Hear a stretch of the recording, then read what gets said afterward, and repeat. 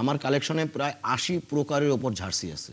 লস্কর ভাই, আমরা যেটা দেখি যে ভাইরাল হওয়ার জন্য অনেক কিছু করেন। আপনি যেটা বলছেন আপনি অনেক বছর ধরেই করছেন। কখনো কি এই চিন্তা থেকে এসেছে কিনা? অনেক ধরনের বাজে মন্তব্য করেন, আপনি তাদের উদ্দেশ্যে কি করবেন? না, অনেকে যারা নাকি সিজনাল ফ্যান হুম। তারা সাধারণত অনেক কিছু করে, কিন্তু আমি তো আপনাকে বললাম যে ২০১০ সাল থেকে আমার রুমটা সম্পূর্ণ রকম একই রকম। তার মানে কি ২০১০ সাল থেকে আমি আস্তে আস্তে আস্তে আস্তে আস্তে আস্তে আস্তে আস্তে আমার কালেকশন তৈরি করছি। আমার কালেকশনে প্রায় ৮০ প্রকারের ওপর জার্সি আছে। ৮০ প্রকার মানে হলো গিয়া নেদারল্যান্ড বিভিন্ন সময় যে জার্সিগুলো পুরো ই করছে সেটা সবচেয়ে বড় ছিল ১৯৭৪ সাল থেকে শুরু করে আজও পর্যন্ত আমার এমন কোনো জার্সি নাই যেটা বাদ আছে। আচ্ছা।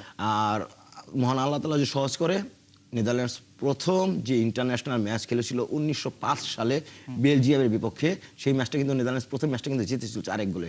সেই জার্সিটারও আমার অর্ডার দেওয়া আছে জার্সি ফ্রেক বিডি ইমরান ভাইয়ের কাছে।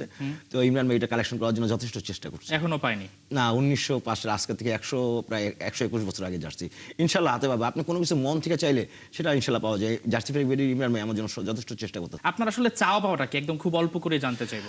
আসলে আমার চাওয়া পাওয়ার মধ্যে আমার খুব ইচ্ছা আমি একটা খেলা অন্তত নেদারল্যান্ডসের দেখবো, সেটা নেদারল্যান্ডসের মাটিতে হোক অথবা অন্য কোথাও হোক। আমার নেদারল্যান্ডসের একটা খেলা অন্তত আমার দেখার খুব ইচ্ছা আছে, এতটুকু আমার চাওয়া পাওয়া। কখনো ভিসা আবেদন করেছেন বা অ্যাম্বাসেডরের সঙ্গে যোগাযোগ হয়েছে, বা তারা কি আপনার এই পাগলামির খবরটা জানে কিনা? না, আমি আসলে ওইভাবে তো মিডিয়াতে ফ্ল্যাশ হয় না। এবার যেমন ওয়ার্ল্ড কাপ উপলক্ষে যেমন আমার জিনিসটা একটু সবাই জানছে যে আমি কারণ আমাদের পুরো বাড়িটা আমি নেদারল্যান্ডসের ফ্ল্যাগ দিয়ে ভরপুর করছি।